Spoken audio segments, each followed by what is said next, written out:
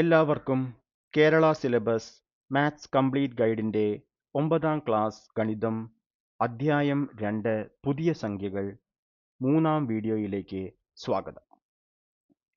ഇന്ന് നമ്മൾ ടെക്സ്റ്റ് ബുക്കിലെ 21ാം പേജിലെ സമഭുജ ത്രികോണത്തിൻ്റെ ഉയരം കാണുന്ന പ്രവർത്തനമാണ് ചർച്ച ചെയ്യുന്നത്. 2 രീതികൾ നമ്മൾ ചർച്ച ചെയ്യുന്നുണ്ട്. അതിലേക്ക് പോകുന്നതിന് മുമ്പ് ആദ്യത്തെ 2 വീഡിയോയുടെ ഒരു റീക്യാപ്പ് നമുക്ക് നോക്കാം. ഈ അധ്യായത്തിൽ നമ്മൾ ഇതുവരെ പഠിച്ചത് ഒരു എണ്ണൽ സംഖ്യയുടെയും വർഗം 2 ആകില്ല.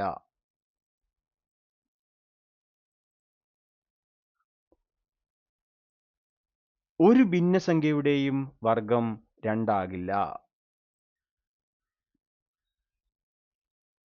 വശങ്ങളുടെ നീളം 1 ആയ സമചതുരത്തിന്റെ വികർണത്തിന്റെ നീളം ഒരു ഭിന്നസംഖ്യയായി പറയാൻ പറ്റില്ല. എല്ലാ എണ്ണൽ സംഖ്യകളും നമുക്ക് ഭിന്നസംഖ്യകളായി എഴുതാൻ പറ്റും. ഉദാഹരണത്തിന് 3നെ നമുക്ക് 3/1 എന്ന് എഴുതാം. അതുകൊണ്ട് വശങ്ങളുടെ എല്ലാം നീളം 1 ആയ സമചതുരത്തിന്റെ വികർണത്തിന്റെ നീളം എണ്ണൽ സംഖ്യയായും പറയാൻ പറ്റില്ല.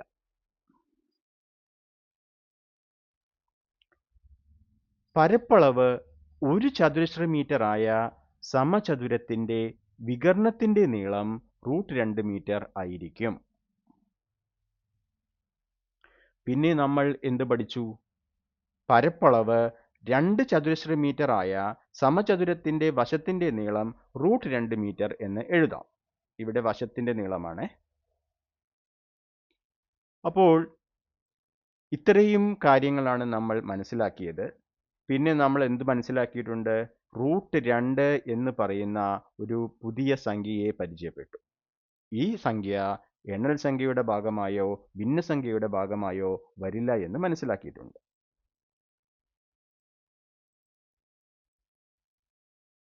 ഇനി നമുക്ക് ഇന്നത്തെ പ്രവർത്തനത്തിലേക്ക് പോയാലോ?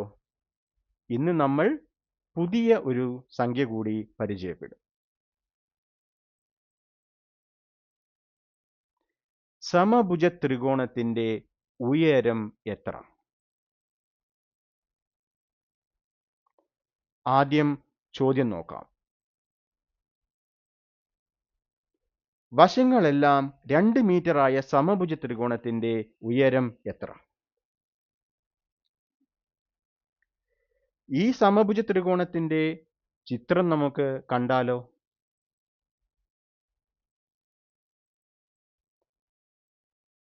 ഈ ചിത്രത്തിൽ വശങ്ങളുടെ നീളം 2 മീറ്റർ ആയ ഒരു സമഭുജ ത്രികോണം ആണുള്ളത്. സമചതുരത്തിന്റെ ഉയരം അല്ലെങ്കിൽ ഉന്നതി എന്ന് പറയും. അത് എന്താണ്? ഒരു മൂലയിൽ നിന്നും എതിർവശത്തിലേക്ക് വരയ്ക്കുന്ന ഒരു ലംബരേഖ, അതിൻ്റെ നീളമാണ് ഉന്നതി അല്ലെങ്കിൽ ഉയരം. നമുക്ക് ഉയരത്തിന്റെ നിർവചനം നോക്കിയാലോ? ഒരു സമഭുജ ത്രികോണത്തിന്റെ ഉന്നതി അല്ലെങ്കിൽ ഉയരം എന്നാൽ അതിൻ്റെ ഒരു മൂലയിൽ നിന്നും എതിർവശത്തേക്ക് വരയ്ക്കുന്ന ലംബരേഖയുടെ നീളമാണ്. ഈ ചിത്രത്തിൽ ഈ ചുവന്ന ഡോട്ടഡ് ആയിട്ട് കുത്തുകളോട് കൂടി കാണിക്കുന്ന ആ വരയാണ് ഉന്നതി അല്ലെങ്കിൽ ഉയരം. ഉന്നതി സമഭുജ ത്രികോണത്തെ 2 തുല്യ മട്ടത്രികോണങ്ങളായി ഭാഗിക്കുന്നു, അല്ലെങ്കിൽ 2 ത്രികോണങ്ങളായി തുല്യ ത്രികോണങ്ങളായി ഭാഗിക്കുന്നു. ഓക്കെ, ഉന്നതിയുടെ നിർവചനം ഒന്നുകൂടി നോക്കിയാലോ? ഒരു സമഭുജ ത്രികോണത്തിന്റെ ഉന്നതി അല്ലെങ്കിൽ ഉയരം എന്നാൽ അതിൻ്റെ ഒരു മൂലയിൽ നിന്നും എതിർവശത്തേക്ക് വരയ്ക്കുന്ന ലംബരേഖയുടെ നീളമാണ്. ഈ രേഖ, അതായത് നമ്മുടെ ഉയരം, ത്രികോണത്തെ കൃത്യം പകുതിയായി ഭാഗിക്കുന്നു. ഉയരം ഭാഗിച്ച ഒരു മട്ടത്രികോണത്തെ നമുക്ക് എടുക്കാം.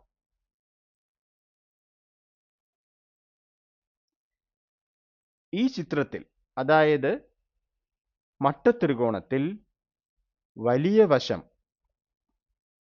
കർണം അത് 2 മീറ്ററും ചെറിയ ഒരു വശം അത് പാദമാണെന്ന് വിചാരിക്കാം. പാദം 1 മീറ്ററും ആണ്. നമുക്ക് മൂന്നാമത്തെ വശം പൈത്തഗോറസ് സിദ്ധാന്തം ഉപയോഗിച്ച് കണ്ടുപിടിക്കാമല്ലോ. പൈത്തഗോറസ് സിദ്ധാന്തം അനുസരിച്ച് ഉന്നതിയുടെ വർഗം സമം കർണത്തിന്റെ വർഗം മൈനസ് പാദത്തിന്റെ വർഗം. അപ്പോൾ 2 സ്ക്വയർ മൈനസ് 1 സ്ക്വയർ, അതായത് 4 മൈനസ് 1 സമം 3 ആയിരിക്കും. അതായത് ഉന്നതിയുടെ വർഗം 3 ആണ്. ഇതിൽ നിന്നും ഉന്നതി 3ന്റെ വർഗമൂലമാണ് എന്ന് മനസ്സിലാക്കാം. അതായത് ഉന്നതി √3 മീറ്റർ ആയിരിക്കും. ഇനി നമുക്ക് √3ന്റെ പ്രത്യേകത എന്താണെന്ന് നോക്കാം.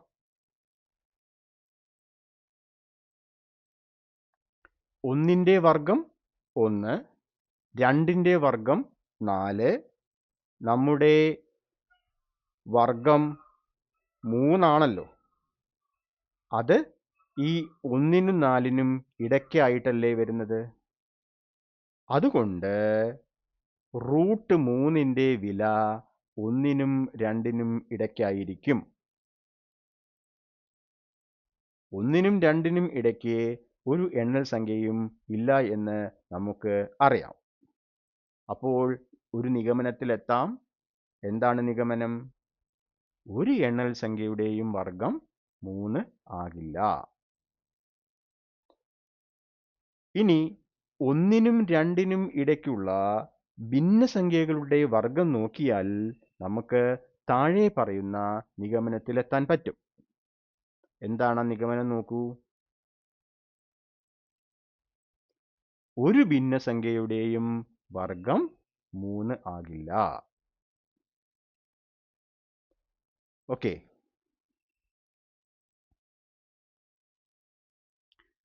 ആയതുകൊണ്ട് √3 പുതിയ സംഖ്യാവിഭാഗത്തിലെ ഒരു അംഗമായിരിക്കും.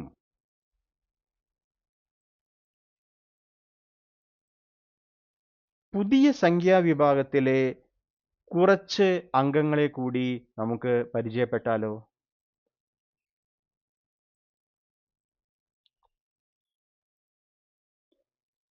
ഇവിടെ നോക്കൂ. 1ന്റെ വർഗം 1 ആണ്. അപ്പോൾ ഈ 1ന്റെ വർഗമൂലം എന്തായിരിക്കും? ഈ സംഖ്യയായിരിക്കും, 1 ആയിരിക്കും. 1 എണ്ണൽ സംഖ്യയാണല്ലോ. അപ്പോൾ √1 എണ്ണൽ സംഖ്യയാണ്. ഇനി √2, √3 ഇവ എണ്ണൽ സംഖ്യയോ ഭിന്നസംഖ്യയോ അല്ല, പുതിയ സംഖ്യാവിഭാഗത്തിൽ പെടുന്നു എന്ന് നമ്മൾ മനസ്സിലാക്കി. അതായത് 2 വർഗമായി വരുന്ന അല്ലെങ്കിൽ 3 വർഗമായി വരുന്ന എണ്ണൽ സംഖ്യയോ ഭിന്നസംഖ്യയോ ഇല്ല. ഇനി അടുത്തതായിട്ട് 4 ആണ് എന്ത് വരുന്നത്? വർഗമായി വരുന്ന എണ്ണൽ സംഖ്യ. അപ്പോൾ നമുക്ക് ഇവിടെ √4 എന്ന് പറഞ്ഞാൽ എന്തായിരിക്കും? 2 ആയിരിക്കും. √4 2 എണ്ണൽ സംഖ്യയാണ്. ഇനി √5 എന്തായിരിക്കും? ഇനി അടുത്തത് നോക്കൂ. √9 എന്ന് പറയുമ്പോൾ നമുക്ക് 3 എന്ന് കിട്ടും. ഇതിനിടയിൽ ഒന്നും തന്നെ നമുക്ക് എണ്ണൽ സംഖ്യയായോ ഭിന്നസംഖ്യയായോ കിട്ടില്ല. അതായത് √5, √6, √7, √8 ഇവയുടെ വില ഭിന്നസംഖ്യയോ എണ്ണൽ സംഖ്യയോ ആയിരിക്കില്ല. കാരണം അടുത്ത എണ്ണൽ സംഖ്യ 9 ആണ്. ഓക്കെ, സോറി, എണ്ണൽ സംഖ്യ 9 അല്ല, 3.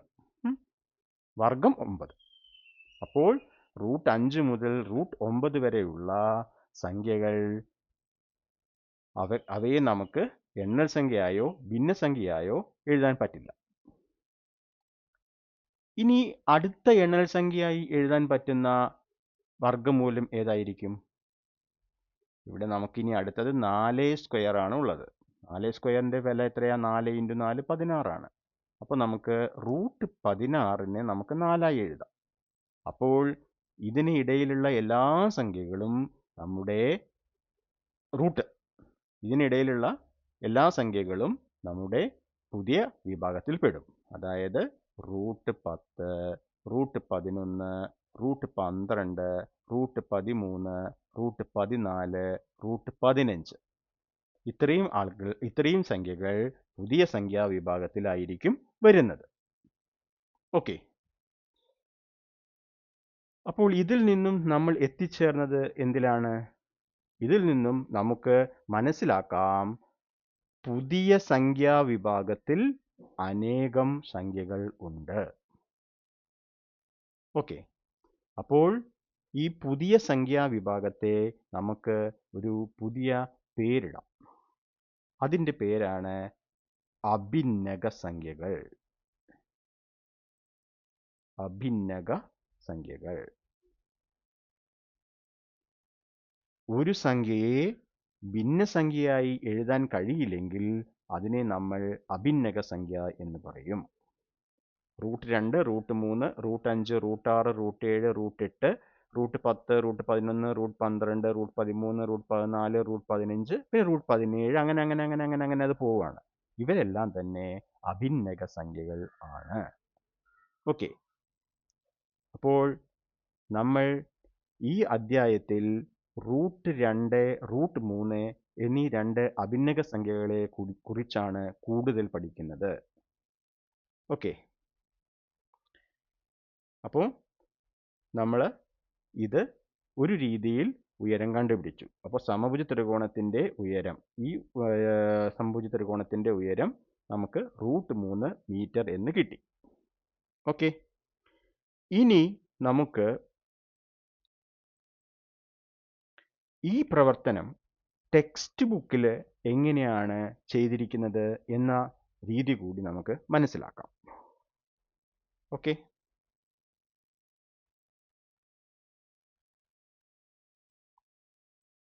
സമഭുജ ത്രികോണത്തിൻ്റെ ഉയരം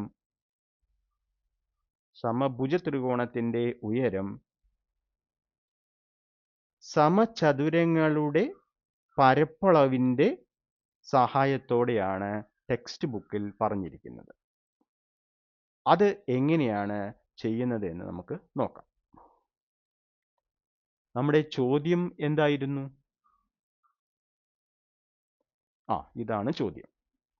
വശങ്ങൾ എല്ലാം 2 മീറ്റർ ആയ സമഭുജ ത്രികോണത്തിൻ്റെ ഉയരം എത്ര?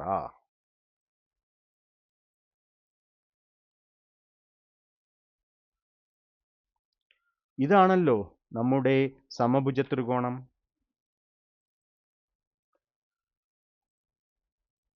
ഉയരം സമഭുജ ത്രികോണത്തെ 2 തുല്യ മട്ടത്രികോണങ്ങളായി വിഭജിക്കുമെന്ന് നമുക്കറിയാം. അതിലെ ഒരു മട്ടത്രികോണം നമുക്ക് പരിശോധിച്ചാലോ? അപ്പോൾ ചിത്രം നോക്കൂ. ഇവിടെ ത്രികോണത്തിൻ്റെ 2 വശങ്ങളുടെ അളവ് അറിയാം. മൂന്നാമത്തെ വശത്തിൻ്റെ അളവ് നമുക്ക് കണ്ടുപിടിക്കണം.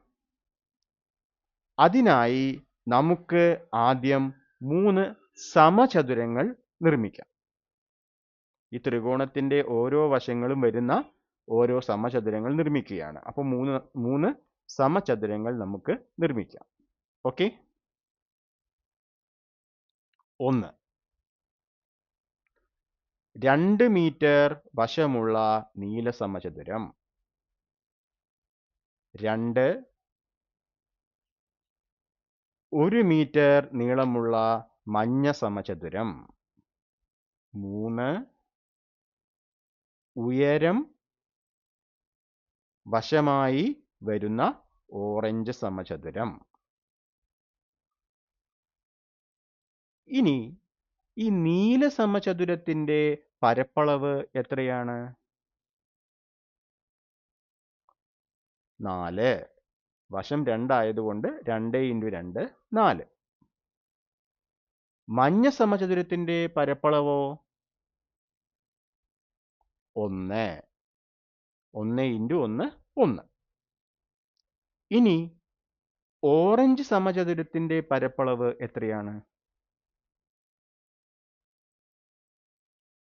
പച്ച ത്രികോണത്തിലെ ഒരു ചെറിയ വശം ഭാഗമായി വരുന്ന സമചതുരമാണല്ലോ ഓറഞ്ച്. അപ്പോൾ പൈത്തഗോറസ് സിദ്ധാന്തം നമുക്ക് ഉപയോഗിക്കാം. അതനുസരിച്ച് ഓറഞ്ച് സമചതുരത്തിന്റെ പരപ്പളവ് നീല സമചതുരത്തിന്റെ പരപ്പളവിൽ നിന്നും മഞ്ഞ സമചതുരത്തിന്റെ പരപ്പളവ് കുറച്ചതായിരിക്കും. കാരണം കുറയ്ക്കുകയാണ് ചെയ്യുന്നത്. കാരണം ഇവിടെ ചെറിയ വശത്തിന്റെ ഭാഗമായിട്ടാണ് നമ്മുടെ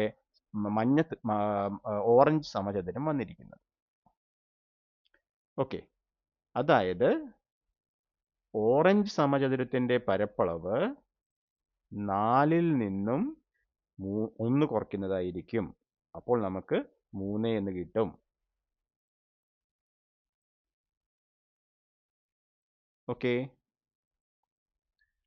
അപ്പോൾ ഓറഞ്ച് സമചതുരത്തിന്റെ ഒരു വശത്തിന്റെ നീളം എത്രയായിരിക്കും? പരപ്പളവ് 3 ആയതുകൊണ്ട് ഇതിന്റെ വർഗ്ഗമൂലമായിരിക്കും നമ്മുടെ വശം. 3 വർഗ്ഗമായി വരുന്ന സംഖ്യ, 3 വർഗ്ഗമായി വരുന്ന സംഖ്യയായിരിക്കും നമ്മുടെ ഓറഞ്ച് സമചതുരത്തിന്റെ വശം.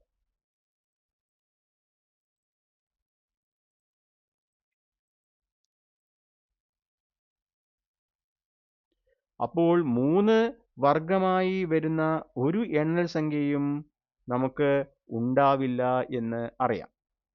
അതായത് ഒരു എണ്ണൽ സംഖ്യയുടെയും വർഗ്ഗം 3 ആകില്ല.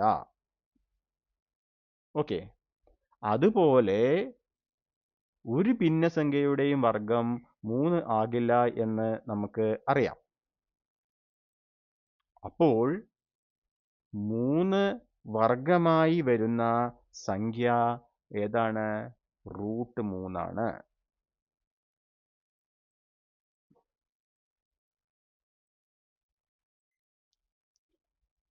അതായത് ഓറഞ്ച് സമചതുരത്തിന്റെ വശത്തിന്റെ നീളം √3 എന്ന് എഴുതാം.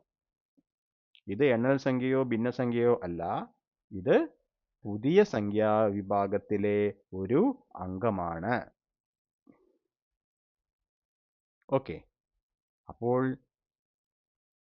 ഈ ഓറഞ്ച് സമചതുരത്തിന്റെ വശത്തിന്റെ നീളം തന്നെയാണല്ലോ നമ്മുടെ സമഭുജ ത്രികോണത്തിന്റെ ഉയരം വരുന്നത്. അപ്പോൾ നമുക്ക് ഉന്നതി എന്തായിരിക്കും? √3 മീറ്റർ ആയിരിക്കും. അപ്പോൾ ടെക്സ്റ്റ് ബുക്കിൽ കൊടുത്തിരിക്കുന്നത് സമഭുജ ത്രികോണത്തെ ഉന്നതി കൊണ്ട് ഉന്നതി 2 തുല്യ മട്ടത്രികോണങ്ങളായി വിഭജിക്കുന്നു. അതിലെ ഒരു മട്ടത്രികോണമാണ് ഇത്. ഇനി ഈ മട്ടത്രികോണത്തിലെ ഓരോ വശവും വരുന്ന രീതിയിൽ നമ്മൾ ഓരോ സമചതുരങ്ങൾ വരയ്ക്കുന്നു. നീല, മഞ്ഞ, ഓറഞ്ച്.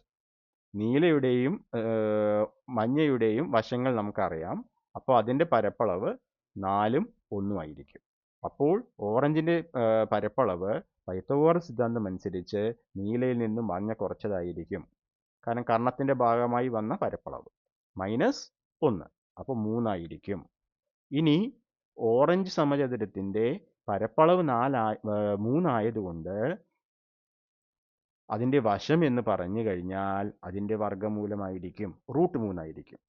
ഇനി √3 ഒരു എണ്ണൽ സംഖ്യയും ആവില്ല എന്ന് നമ്മൾ നേരത്തെ മനസ്സിലാക്കി. അതേപോലെ √3 ഭിന്നസംഖ്യയായി എഴുതാനും പറ്റില്ല. അതുകൊണ്ട് ഓറഞ്ച് സമചതുരത്തിൻ്റെ വശത്തിൻ്റെ നീളം √3 മീറ്റർ എന്ന് നമുക്ക് എഴുതാം. ഇനി ഈ സമചതുരത്തിൻ്റെ വശത്തിൻ്റെ നീളം തന്നെയാണ് നമ്മുടെ സമഭുജ ത്രികോണത്തിൻ്റെ ഉയരം. ആയതുകൊണ്ട് ഉന്നതി അല്ലെങ്കിൽ ഉയരം എന്ന് പറയുന്നത് √3 മീറ്റർ ആയിരിക്കും. ഓക്കെ, അപ്പോൾ നമ്മൾ രണ്ട് രീതിയിൽ ചെയ്തു.